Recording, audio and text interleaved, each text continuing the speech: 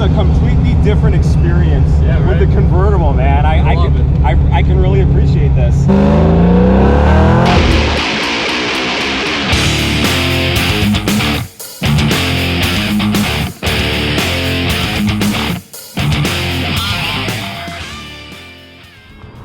Hey, what's going on, everybody? I am here with my good friend Dominic, and today we're talking about his 1991 convertible Foxbody Mustang.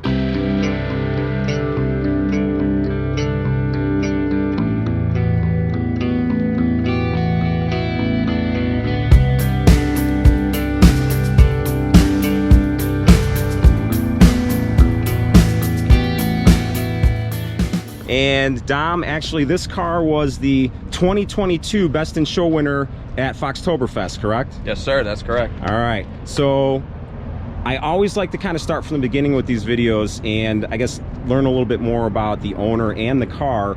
So how long have you owned this car? So roughly around 4 years now. Okay. It took me around a good strong 3 years to build the car. Okay, so you didn't obviously buy the car in this condition? No. We so I bought it as a roller. I received a lot of parts with the car, but I wound up going through the whole car doing like a full restoration. Okay. But I mean, it was kind of hard because it was kind of like a true COVID build, this car. Okay. But that's why it kind of took a little longer, because it was obviously hard to get parts and dealing with people getting sick and all kinds of stuff. So, but yeah, good strong 3 years. Okay. Now, I guess let's talk a little bit about the motor here. And by the way, this car, you pretty much did everything except for paint, right? Yeah, I did everything except for the paint. Okay, so roller, you did the motor, you did the engine bay here, which by the way is absolutely beautiful. Yeah, I welded in the Scott Rod panels, did all the body work. Body work too, huh? Yes, body work, sanding, countless hours. Yeah. A lot of man hours in there. Okay. So let's talk about the motor here. This is obviously not stock. This is not even a factory block, right? Not a stock block. So it has a old school A4 block in it. Okay. It's got H-beam rods, custom J&E pistons, custom race bullet cam, Edelbrock Victor Jr. heads. Obviously, I see the big Vortech on here. So this is a V1. That's got the T trim in it. Okay. Yeah, you can't beat the sound of those V1s, man. You hear those things from a mile away. Oh, you hear them from a mile away. You know, with your car as well. Yeah. But yes, it's very loud. So I gotta ask, you know, since you did all the work on this car, like, how long did the actual build process take you? And from what I understand, you weren't doing this in a garage, right? No. So I would say probably a good, I don't know, 30% of the car I built in a storage unit. In a storage unit? In a storage unit, yes. Okay. Big shout out to my father, because he helped me out a lot with this. So he put a lot of time in his car as well as I did. Okay. So you had a little bit of help. A little father-son bond. Awesome. Which we always did. So, but yeah, it was some of it was in a storage unit. I literally bought the car as a roller, unloaded it from the trailer, we pushed it into the storage unit, and then probably didn't get back to it for probably another 3-4 months by the time I was able to fill out, you know, start going through all the parts that I received with the car, see what I needed to do, and start making that parts list that never ended. That's some dedication too. And then at storage units, I mean, do they usually have heat or? No, nothing. Nothing. Barely had lights and electric. Wow, that's some pure dedication. We did the best we could, and you know, I was fortunate enough that you know, I was able to buy a house with a bigger garage, so I was able to get that out of there and finish the car. Awesome. Now, real quick, I didn't ask about boost here. What are you running? So, as of now, I mean, I haven't had the car in a dyno just yet. I would love to see, you know, anywhere from 16 to 18. Okay. When I turn it up with a smaller pulley. But right now, it's probably like 12 to 14. Okay, so you're just playing it safe. Just playing it safe for right now, you know, see how it goes. Okay. Still trying to put some miles on it. Okay. But I would love to eventually turn it up. Oh, I wanted to make it to this show, so that's why I haven't done it yet. So I think I'm going to do it once I'm done with the show. Okay. So front end here, this is not the stock GT front end. Is this the Stalker? That's an OG Stalker front bumper. Wow. I just love it. It's kind of got like that mean look to it, right? Yeah, with the smoked headlights and fog lights. All right. So let's talk suspension and brakes. I mean, I say this a lot. I tell people that their cars sit really nice, and I'm not lying here. Wow, the front ends, the fronts are really nice and tucked, and the rears look just perfect. What do you got going on as far as suspension here? So it has a lethal injection K member. Okay. It's got you know, the control arms. It has QA1 coilovers all around. It's got UPR upper and lower adjustable control arms. Okay. UPR Pro Street anti-roll bar in it. And yeah, coilovers. And so one thing I know with the convertibles is like tying the frame with subframes. Yeah, so like, we you know, when I got the car, I already had the welded subframes. Okay. So it has the custom roll cage, which I welded it even more. So I welded it, the torque boxes, I welded all the, you know, all the framing underneath there to try and stiffen it as much as I can. Because obviously with the convertible, all it does is twist. Yeah, exactly. But once I did all that, it doesn't twist, it just goes. Okay. Especially with the anti-roll bar, it definitely helps. Excellent. Yeah, man. All right, and then I see some big brakes up here. Is this just like the 0304 Cobra, or actually I see Bear? Or so it's Bear, drilled and slotted rotor, 13-inch rotor, and then I got the Cobra brakes from 97 Cobra. Awesome. Yeah, I mean, you know, obviously the red. Yeah, looks great on here. Fully powder coated to kind of match the color of the car. And you know, we might as well, since we're sitting here looking at these wheels, what wheels are these? So they are the Bose wheels. I think they're called Vantage. Okay. But they're all custom offsets. They're 18 by 8 and 18 by 9 in the back. Okay, so nice little stagger there. Yeah. And what size are the tires? These are a 245/40, and then these are a 275/40. Okay. 275s, yeah, they fit really nice. Yeah. The offsets what really made it so I could just tuck it in, and it still has that deep touch. Yeah, yeah. And no, you got your fenders rolled here, or? Yes, all the fenders are rolled. Okay. Yeah, otherwise you're gonna be. Yeah, it's got a old school Bear setup back there. Very, very nice. All right, so let's talk about the trans here. I see a big, is that a Hurst, or what is that? Yeah, I got the Hurst shifter with the Tremec. So it has a Liberty built TKO600. Okay. So it's got the upgraded shift rails, all the good stuff inside there. Okay. It's got a McCloud twin disc clutch in it, Lakewood scatter shield. So not messing around. Not messing around. Maximum Motorsports clutch, firewall adjuster and clutch cable. Yeah, yeah. So smooth like butter then. Yeah. So I mean, the TKO600, you know, sometimes it's a little hard to get it in third gear and stuff. But so when I bought the transmission, I didn't know that they were coming out with the TKX. Yeah. So like a month later it came out, but I was ready. Of course. So it is what it is. Yeah, it's like Tom says about the TKX, it's like the apology for the TKOs, right? Correct, correct. So eventually we'll change it. Maybe I'll put this in my other car. Sure, sure. Well, at least you know it's a solid. Yeah. It's a solid trans. It might just be a little bit of a pain in the butt sometimes, right? Yeah, and it's got the Ford Racing aluminum dry shaft. Okay. 31 spline axles, Moser axles. 355 with a true track. So okay, it's got some goodies. And I see here, so you get a lot of hate or a lot of jokes about the Celine wing, right? Yeah, look at this baby. Come on, man. However, people can joke all that they want. You know, this car actually, even with the hood and, you know, aftermarket hood and the Celine wing, it actually, you know, picked up the Best in Show winner. And by the way, you literally finished the car last year right before the show, right? I was 2 weeks out and I didn't even have seats yet. I didn't even cut and buff the car or nothing. Right. So it was a grind. It was a grind. You were and really this year it was like I just took the cover off and I'm here. Yeah. And you obviously were not expecting to walk away with the Best in Show, but I think it's amazing. I mean, again, like, I think it really shows that people appreciate the hard work that you put in this car, and they can see the attention to detail. I mean, it's just amazing. Even you can see like every little part was kind of planned, right? It's not, it wasn't an accident. No, everything was like, this is how I was going to do it, and I did it. And yeah, I mean, countless people, you know, messaging me, and, you know, huge thank you to everybody that messaged me and helped me with this car, and, you know, all kinds of stuff. Yeah. So that's a great thing about the community, the Foxbody community, right? Everybody helps everybody. Everybody helps, and I try and answer as much people as I can. Yeah. you know, because they're asking me questions and this and that, so I don't mind helping. Yeah, you actually helped me out. Because I was asking you questions about your tune, you know, because I was having some issues, and you actually were able to pull some of your tune. So again, like that's really amazing that this community, it's a big world, but it gets really small when you get into this kind of group, right? And everybody's out there to help each other. All right, Dom, let's talk about the exhaust here, because I know you've got something really special going on down there. What do you got going on exhaust wise? So it has Mac long tube headers with a full 3-inch Mac exhaust. It has a 3-inch Mac Prochamber, and then it ties into a set of race bullets, and then the Mac long tubes. Okay, and obviously I've heard the car. It sounds amazing. Yeah, it's loud, right? It's rowdy. And so the Prochamber is the thing that how the hell did you find that thing? Like that's some old school exhaust right there. I was pretty fortunate that when I bought the car, I actually received a lot of the exhaust.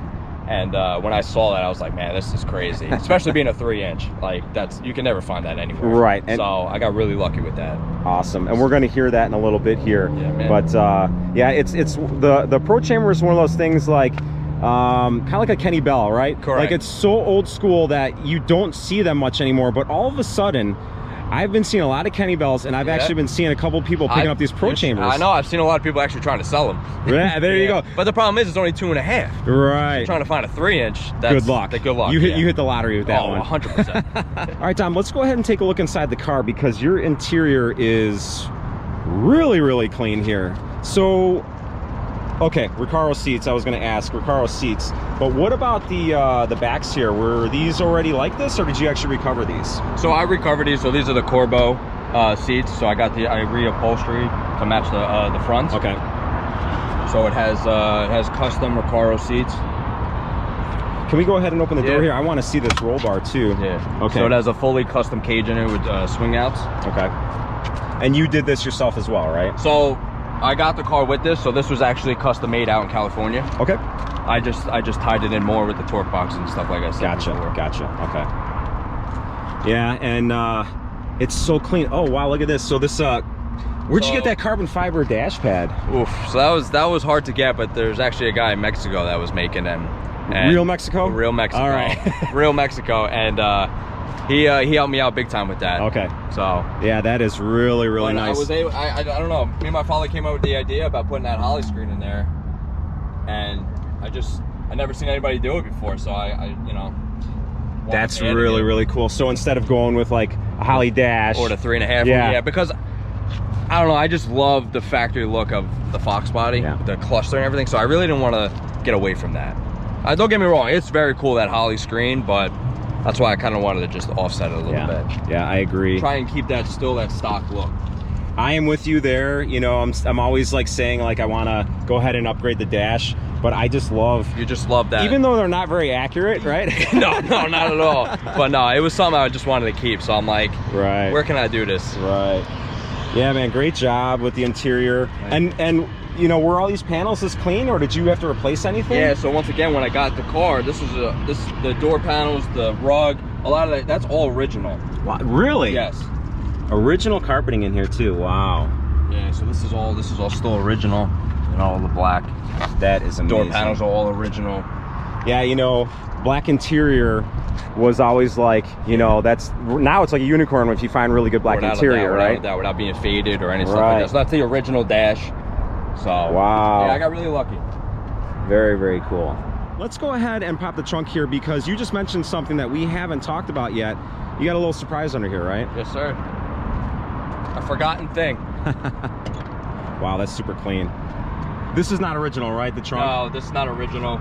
So this is a full Fox body trunk with all the liners. So I actually I built the frame that holds the this is the methanol tank. I had the Snow Stage 3 methanol kit, so this is their Vortech tank. Okay. And then I have a Taylor battery box that I had chromed, and then but yeah, so I built the frame because I wanted something to do like with a little storage. So this is a full like storage compartment. So I just lift this up, and then there's the methanol, the Snow Performance pump with all the lines, all fully braided lines, and then I just have all my tools and nonsense in there.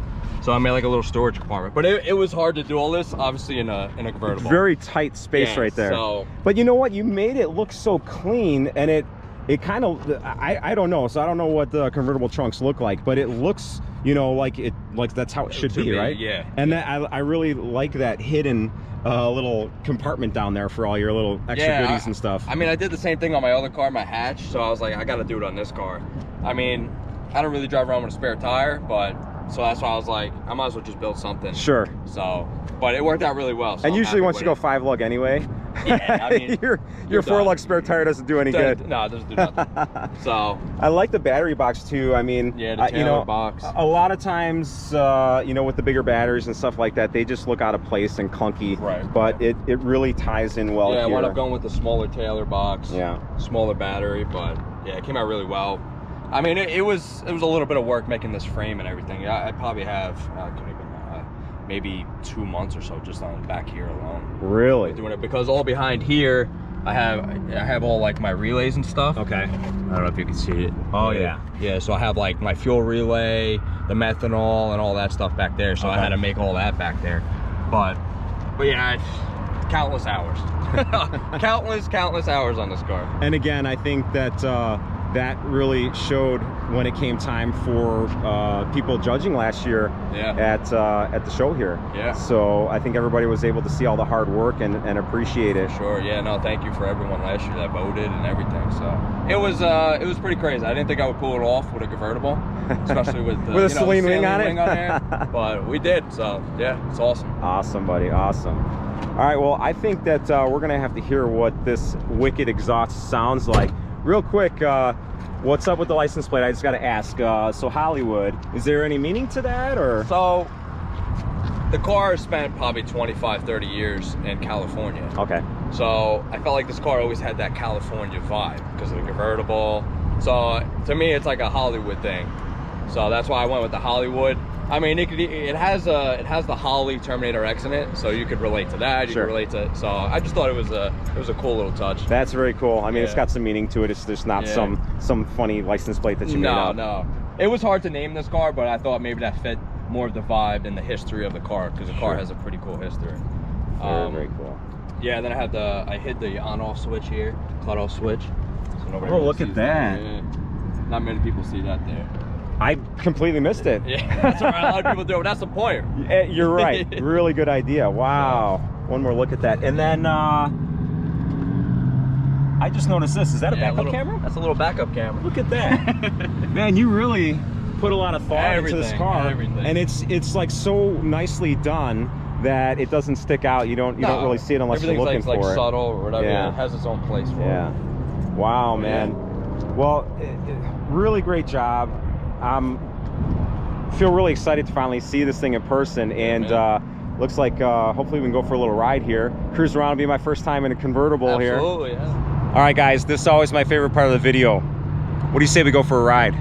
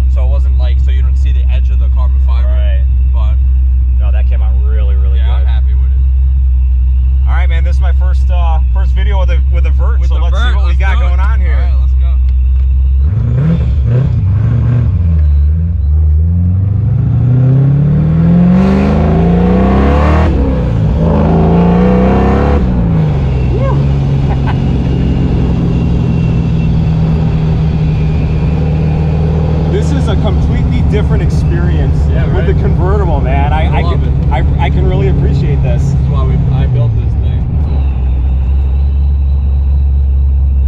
There's another famous notch right there.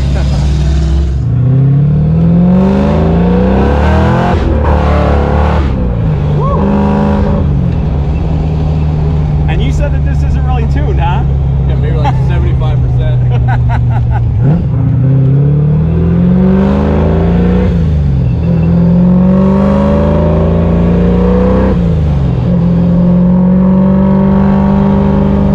That exhaust sounds amazing, bro. I mean, I'm sure it helps a little bit with having the top down, right? Oh yeah.